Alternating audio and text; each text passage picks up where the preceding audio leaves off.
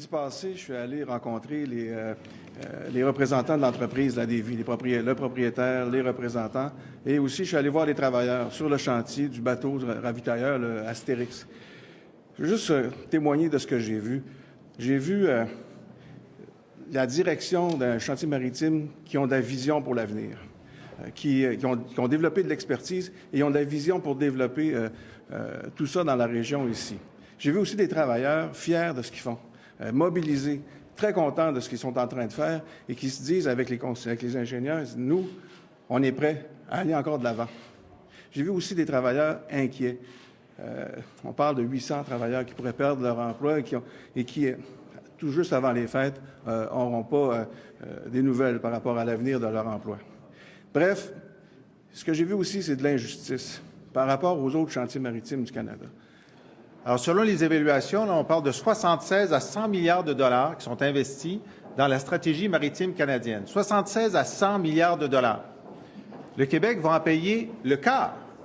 Les contribuables québécois, en ce moment, paient le quart des sommes qui sont dépensées à Halifax et à Vancouver par nos impôts qu'on envoie au fédéral. Et on en reçoit moins d'1%. Il y a 3 lieux au Canada où on peut construire des vaisseaux pour la marine. Halifax, Vancouver, la Davie à Lévis. Et le gouvernement fédéral a décidé qu'il y aurait des miettes à Québec et qu'il y aurait l'immensité du gâteau sur les 2 côtes. L'immensité du gâteau. On a beau regarder dans l'histoire du Québec et de ses rapports avec le Canada, on n'a jamais vu un détournement de fonds aussi massif des contribuables québécois vers des travailleurs des 2 côtes. On n'a jamais vu ça. C'est un détournement de fonds historique. Alors, le Parti québécois n'a jamais cessé d'appuyer la Davie pour 2 raisons. 1, parce qu'on a besoin d'un chantier maritime, d'un chantier naval fort au Québec. Deuxièmement, parce qu'on croit en la qualité de ces travailleurs. Résultat, il y a à peine 2 ans, ce chantier-là était nommé meilleur chantier naval en Amérique du Nord. Il livre des bateaux en temps et dans les budgets.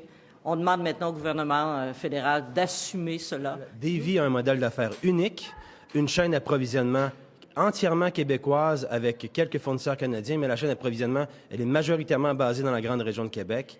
Alors, c'est des emplois pour toute la grande région. Le contingent, le nombre de travailleurs à Davie actuellement est de 1200, mais on risque de perdre 800 emplois d'ici Noël si le fédéral n'agit pas maintenant. Donc, pour nous, la situation et l'urgence, c'est maintenant. On demande une décision rapide du gouvernement fédéral.